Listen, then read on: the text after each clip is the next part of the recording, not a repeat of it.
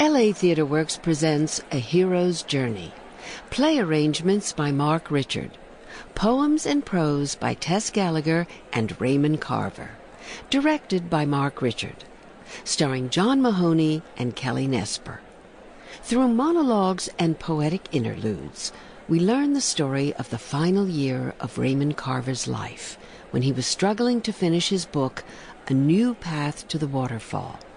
This intimate portrayal of Carver and his wife, Tess Gallagher, reveals why he's considered one of the most influential American writers of the 20th century. And now, A Hero's Journey, produced by LA Theatre Works.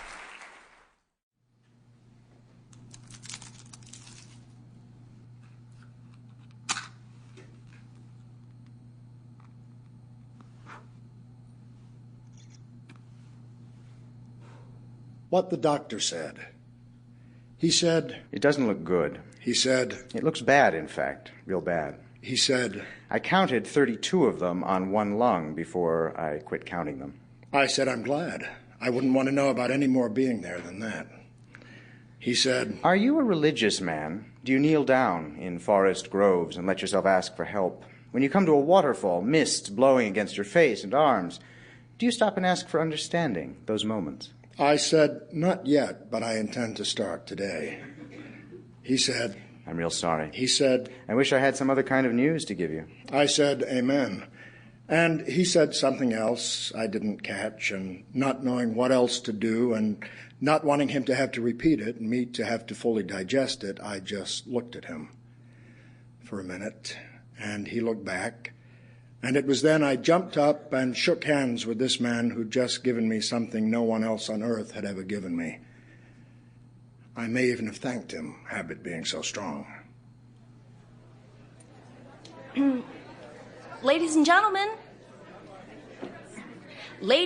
gentlemen, Raymond Carver.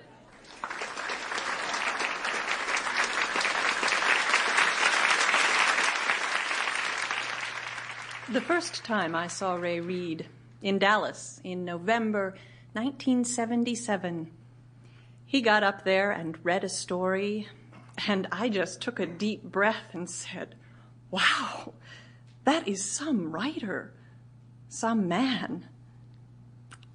It was the first reading he had ever given sober. Thank you. I'd like to read a new story called Errand. Chekhov. On the evening of March 22, 1897, he went to dinner in Moscow with his friend and confidant, Alexei Suvorin. This Suvorin was a very rich newspaper and book publisher, a reactionary, a self-made man whose father was a private at the Battle of Borodino. Like Chekhov, he was the grandson of a serf. They had that in common. Each had peasant's blood in his veins. Otherwise, politically and temperamentally, they were miles apart. Nevertheless, Suvorin was one of Chekhov's few intimates, and Chekhov enjoyed his company. Naturally, they went to the best restaurant in the city, a former townhouse called the Hermitage, a place where it could take hours, half the night even, to get through a 10-course meal that would, of course, include several wines, liqueurs, and coffee.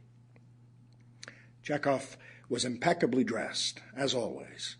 A dark suit and waistcoat, his usual pince-nez. He looked that night very much as he looks in the photographs taken of him during that period. He was relaxed, jovial.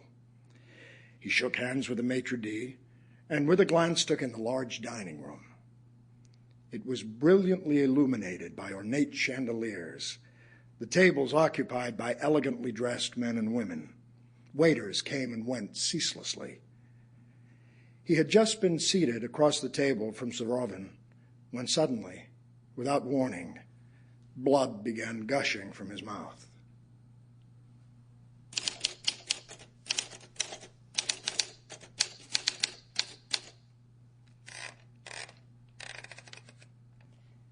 This is a last book, and last things, as we learn, have rights of their own.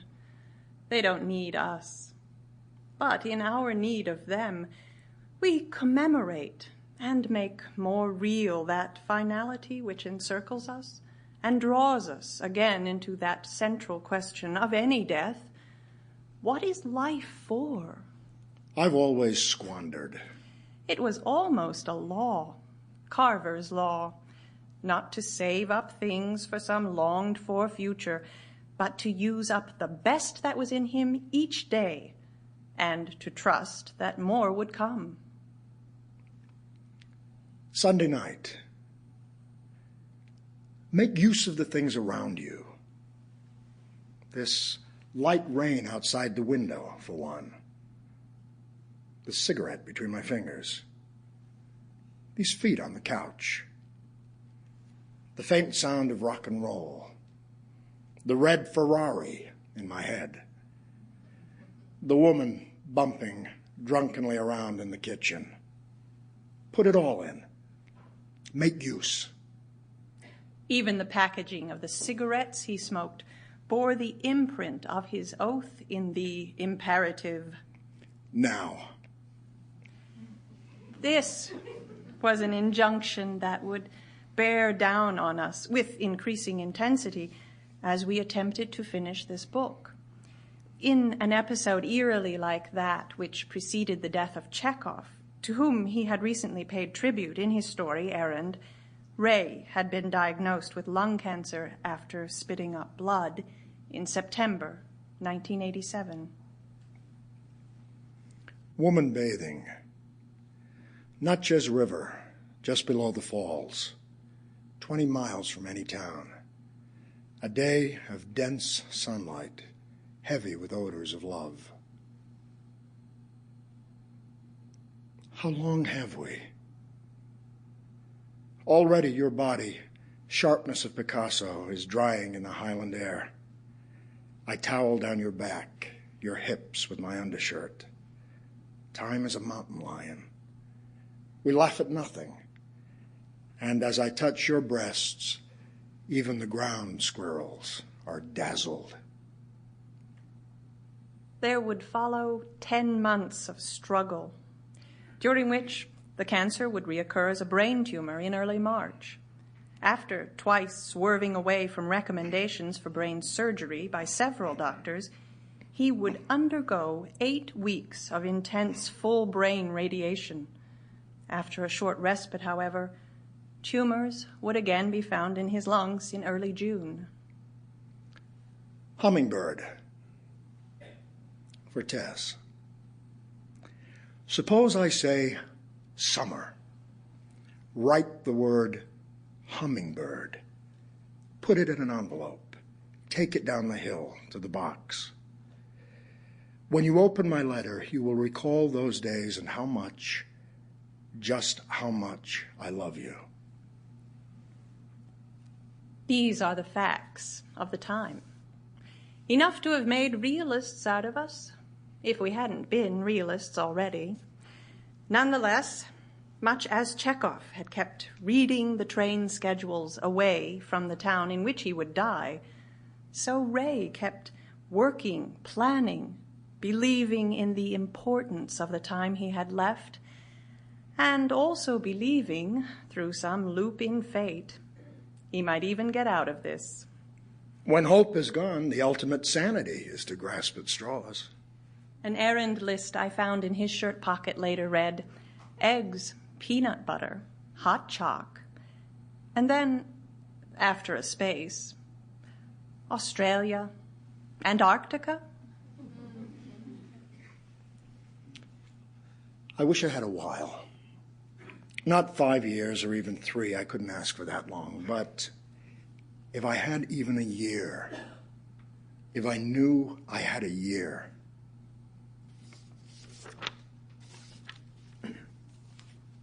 The kitchen.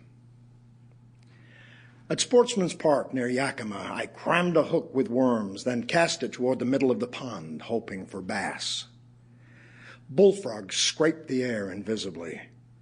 A turtle, flapjack size, slid from a lily pad, while another pulled itself onto the same pad, a little staging area. Blue sky, warm afternoon. I pushed a forked branch into the sandy. Sample complete. Ready to continue?